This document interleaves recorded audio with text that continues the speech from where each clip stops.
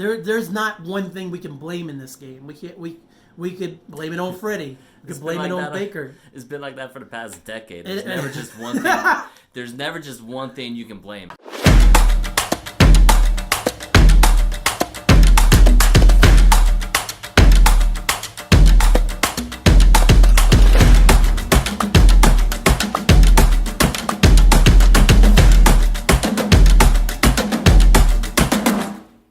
What's up, everybody? That's Kellen Conley. And that's Anthony Sellers. And this is Browns in Our Blood. Well, here we are. The Browns went to Arizona on Sunday. Got it right. I got it right this time.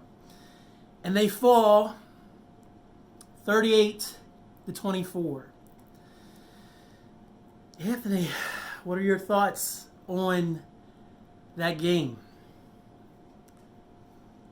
All I could think about was if the Cardinals were able to do that with the same kind of offense as the Ravens, what are the Ravens going to do to us? That's all I kept thinking about. It was so bad, like they couldn't keep contained. But then again, it's like that offensive line is not, or defensive line, I'm sorry.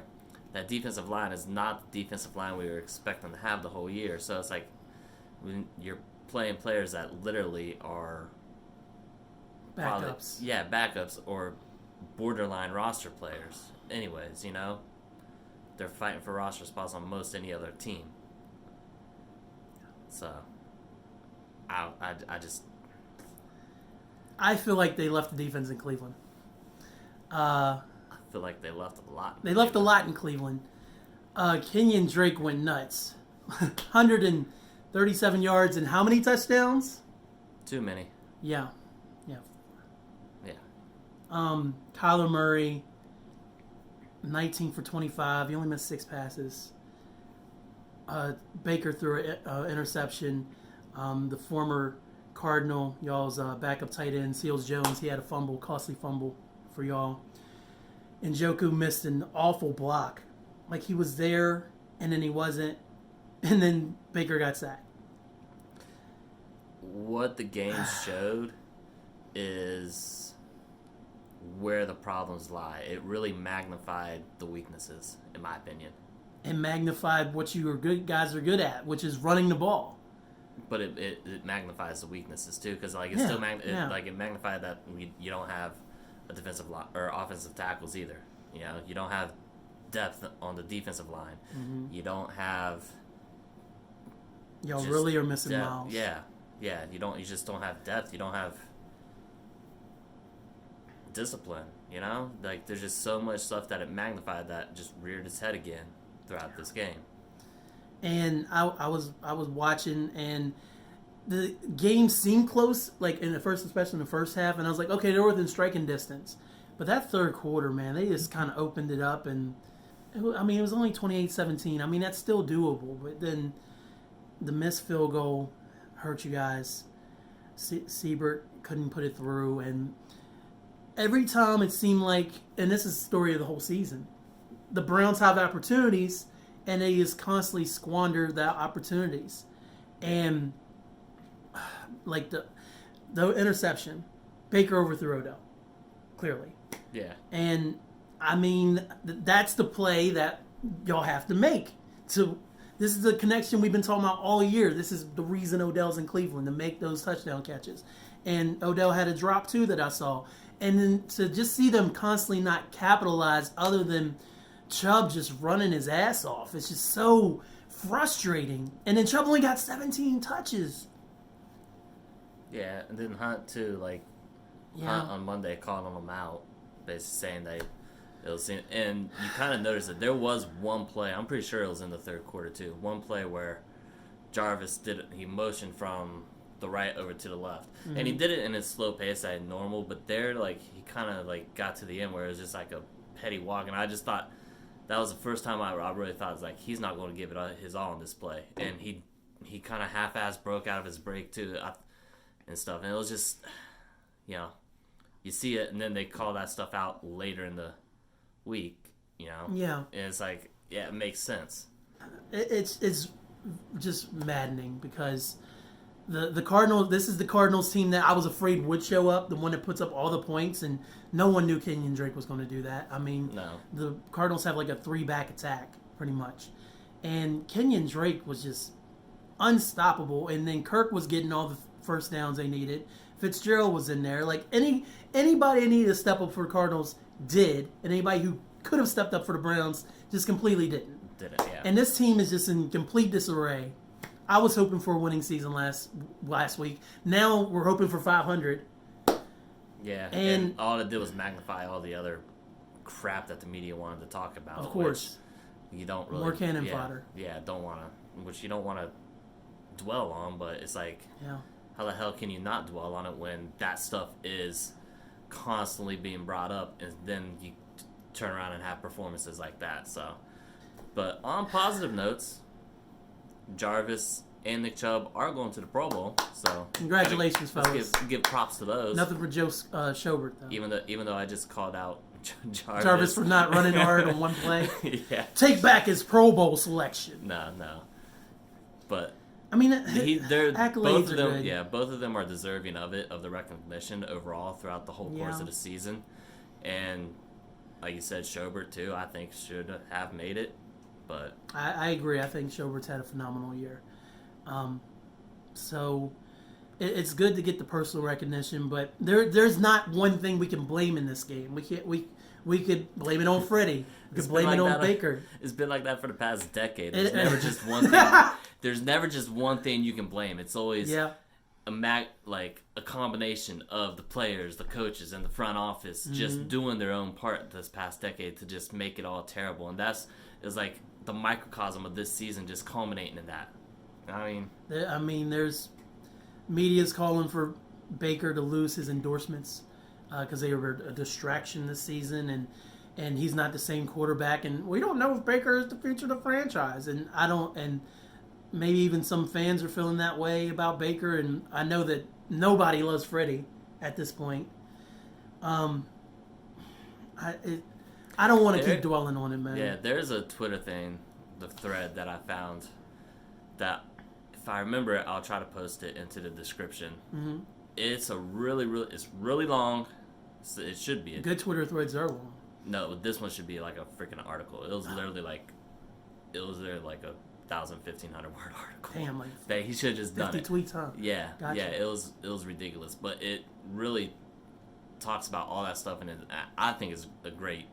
Should read and synopsis of everything. Yeah, exactly. Synopsis of the whole season, and puts into perspective everything about moving forward too, about what to do moving forward. It kind of puts other things into perspective. Like if you do that, this is going to basically be kind of like the third offense that Baker's learning, because you had what he learned under Hugh Jackson, and then you had the changes that were made mid-season. Like granted, they weren't it wasn't a full playbook that would have been changed, but there were stuff that they adapted and changed to that you saw the second half of last season, and then the stuff for this season that got changed up, and then so it would be basically doing another scheme if you move forward. A rehaul. Another rehaul. Overhaul. That's what I'm looking for.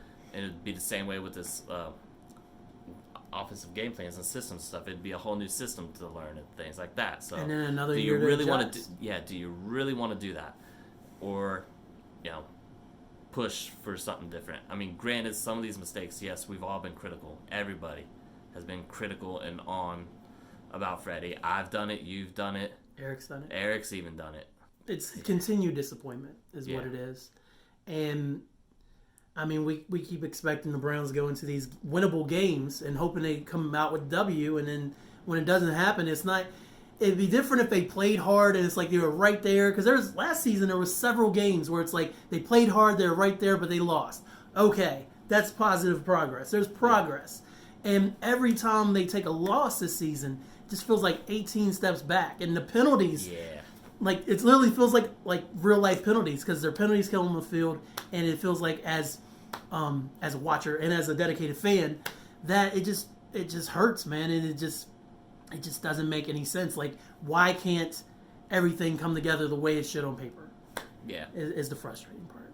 But let's not keep killing them, man. Let's not, because let's look ahead to y'all's next game.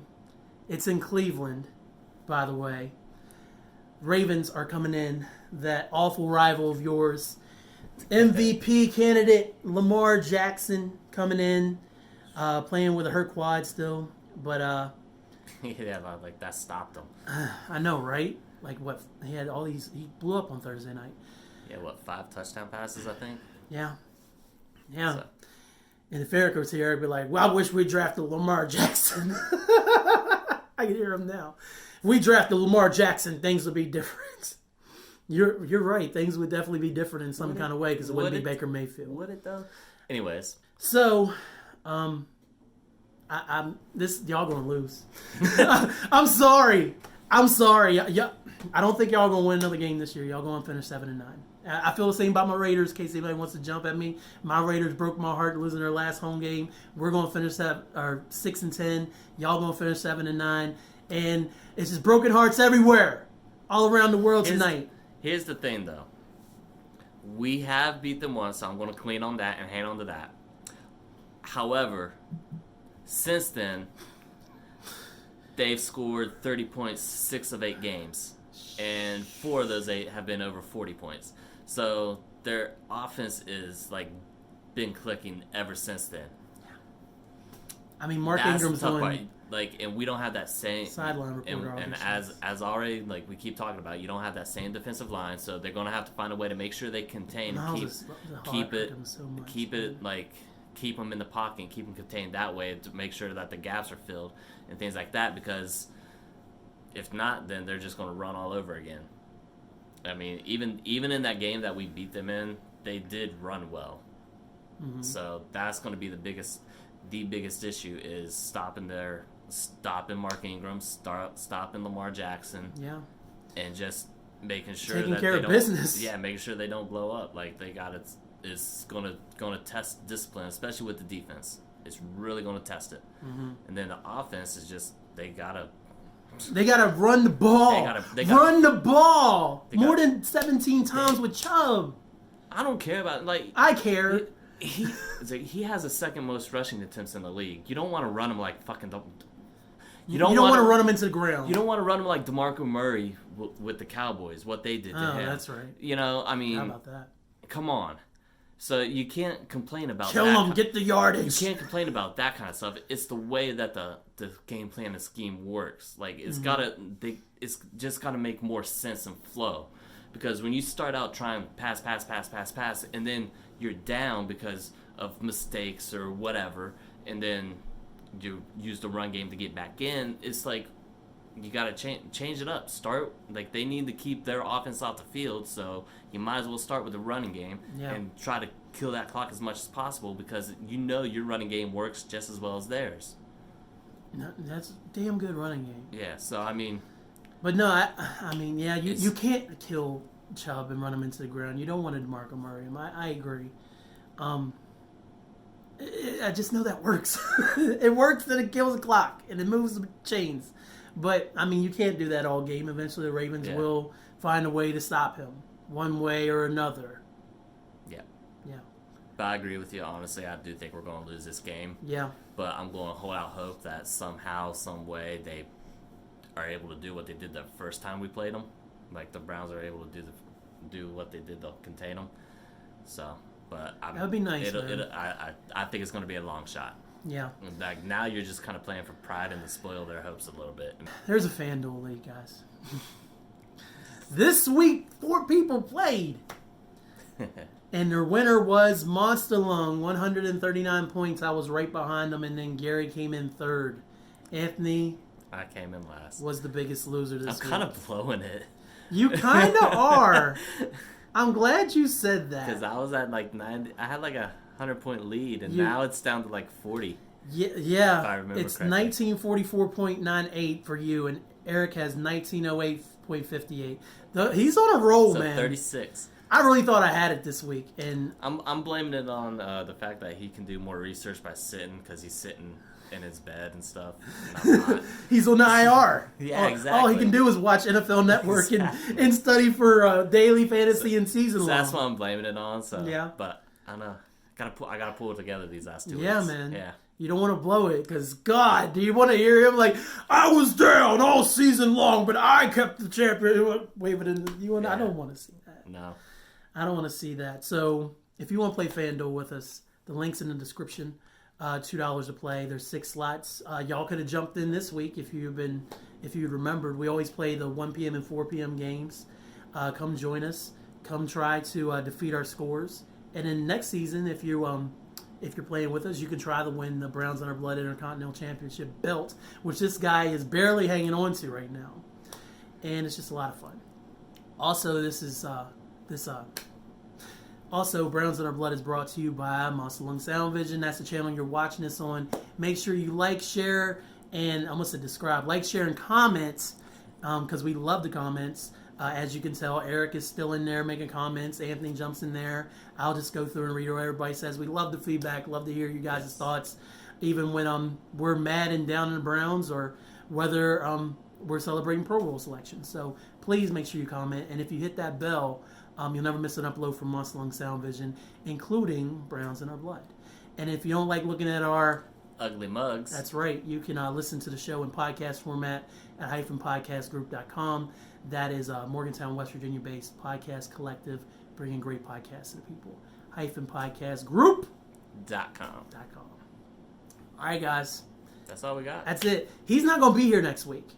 Nope, I'm going to be home. He's going home to see the fam. Yep. Eric, hopefully, will be back next week. That's what he's shooting for.